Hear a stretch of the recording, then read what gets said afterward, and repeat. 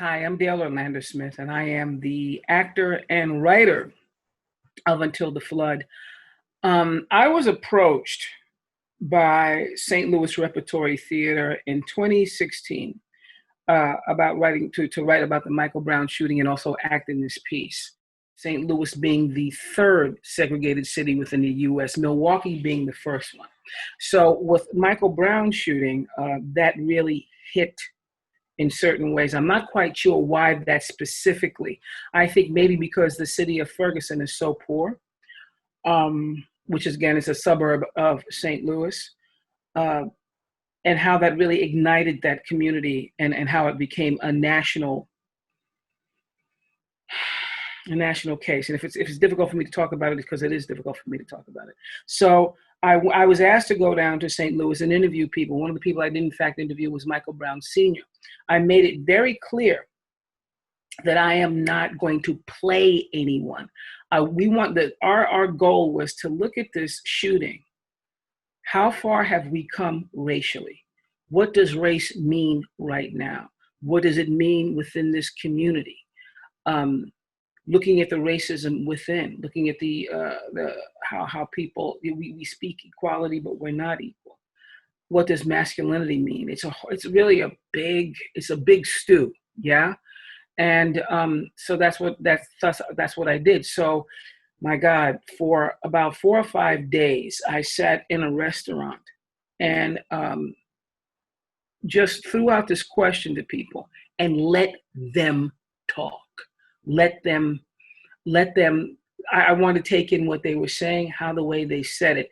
And again, made it clear, I'm not playing you. I just want to see how you feel about certain things. I may use a phrase. These are all composite figures. And that's what happened, sitting in this restaurant and also another coffee shop went to, and just talking to people and getting a sense of how the community felt. The racial divide, people divide, what does it mean to the individual? How do individuals get through their day?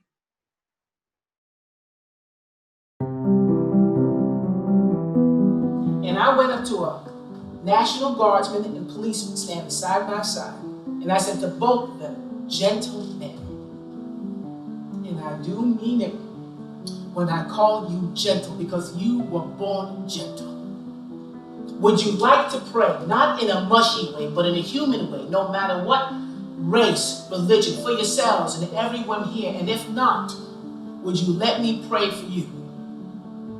And the young white policeman, about 23, not much younger than Darren Wilson, said, ma'am, I can't, I'm on duty, I can't. I said, that's all right, honey. I can pray for you. And I went to the black National Guardsman and asked him the same thing, and he said, please do, please pray for me. And I did. I prayed for both these young men.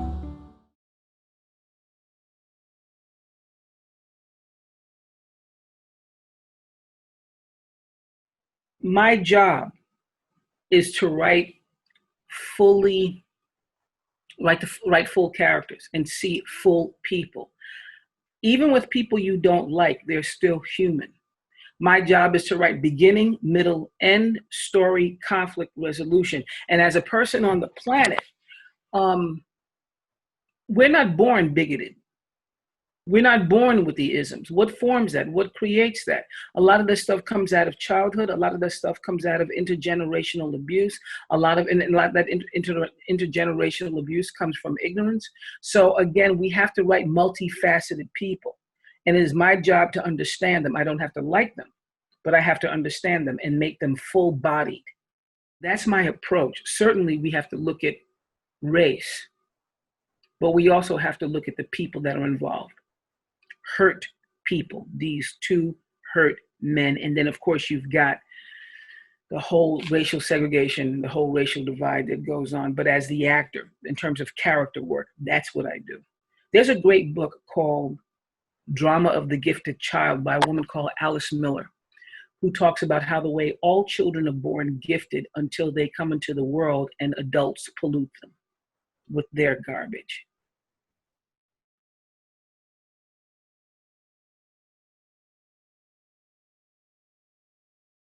there is the legacy where of the isms, that being racism and sexism and all of that, ageism, all of that, where people take on that legacy, where people have been made to feel, if I go outside of this, and I'm sure this happened with Michael, if I go outside of this, I am, I'm no longer Black, because you've been made to feel in order for you to be Black, in order for you to be, and I've seen that same thing in Ireland, in order for you to be Irish, you have to be poor and down and out. You have to play dumb. You have to, you've been made to feel, because of the legacy of this ism, that you're not to aspire to be something different. It's like you're, in your country, or you're trying to be posh, to live well, is only for a certain amount of people. Intellect, the wanting to grow is meant only for certain people. It's not meant for you.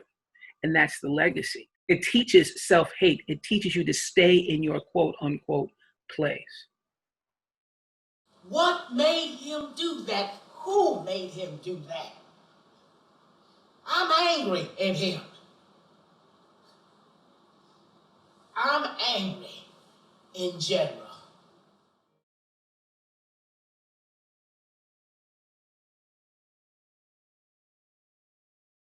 Like I said, that was less than a year when we did it down in St. Louis. Response was strong, people saying thank you. Went to Chicago. Chicago is also one of the most segregated cities within the United States. Again, a strong response. Some people said, well, you should have said that Michael, that Darren Wilson killed, Michael Brown. Again, like the explanation that I gave in the beginning, it's not as, for lack of a better term, black and white as that. That's an oversimplification. Yeah. It's not as simple as that. We don't know what went on in those ensuing moments. Yes, there is no ifs, ands, or buts about it, the whole racial divide, and how the way people are taken aside, and how there were no, within the history of Ferguson, Black policemen at all. At all. There's that. But, you just can't say, yeah, Darren Wilson is guilty that way. Because often people are going to want their own sense of justice at the expense of someone else's truth, right? In Milwaukee, I got a threat. But again, and there were certain people who were like, some of it was, it's not their palate, but a lot of it was, I don't want to, I'm uncomfortable with this race stuff, but also, again, people were appreciative. In Scotland, people were fantastic. They were, listening, again, there's always the people that fall asleep because they had a little bit too much to drink. There's also the people who don't. In Galway, Galway is just, Dublin is now an international city. Galway is just kind of beginning to get there. And there was a young guy, I forgot where in Africa his family was from. I think they're Nigerian. So he was working at the Druid, and he got very quiet, because somebody who worked there said, I want to see what his response was. And he was very shy. And then he and I got a chance to talk. And his father's a lorry driver. And he talks about how the way he and his friends, sometimes when they're walking around Galway, they get stopped. And his father, the lorry driver, when he picks up people and they tend to be pissed, a lot of times they don't want to pay him. And so he'll go to the police station, and then, he'll file a formal complaint. But he's also been told, you should be glad that we have you here in this country. Sounds familiar, yeah. So that was that. And then when I got to London, people were talking about, I had people waiting for me talking about, my son gets targeted. My kids get targeted. It's because again, I think people don't look at Europe and think, this doesn't happen. Somebody in Galway said to me, well, we don't do that. I said, what do you mean? I said, this is Galway. This isn't utopia. And of course it happens. When I used to go to Dublin a lot in the early 2000s, and I remember going across the Halfpenny Bridge, and somebody made a monkey sound, and they walked past me and they scratched themselves, right? Or you want can I get you a banana? That kind of thing. So no, there's no utopia. It happens everywhere.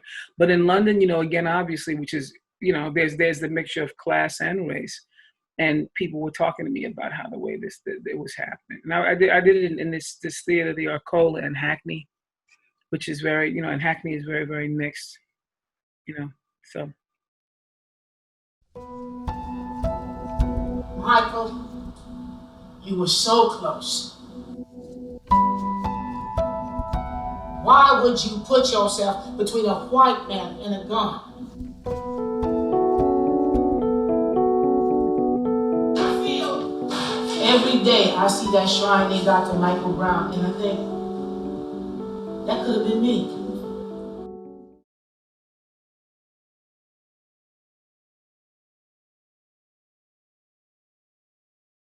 I think that there are certain eras where, they say history repeats itself. I was a little kid in the 60s, so I really don't remember all of it. But I think what's happening now is that people say in your generation are picking up where certain things have left. There's a friend of mine who's like in his 70s, and he was talking about how the way, the stuff that we left over in the 60s, because people thought, oh God, what we did in the 60s. He goes, there's a lot of stuff that we didn't take care of, he was saying. And he goes, what's being left over now is finally being addressed, as well as other movements that started, like say from the 70s into the 90s. And he goes, what's happening, what's surfacing now is no big deal, because it's always been there. He goes, it was waiting to come up, and now it's time for it to be dealt with. And I think I kind of second what he's saying, that, I grew up seeing a lot of these things, and I'm 61. So it's just, I was raised like say 70s, 80s, and as a woman and young woman in like, in the early 90s and stuff. And I grew up seeing a lot of this stuff, and I watched it, come to the center, then go away, come to the center, then go away. But I think after a while, this stuff builds, and then and at one point it has to erupt, and that's where we're at. It's been swept under the rug way too long. I tend to believe in. It may sound esoteric, but I tend to believe in that certain things happen for a reason, where we're forced to do the three fingers pointing back at us.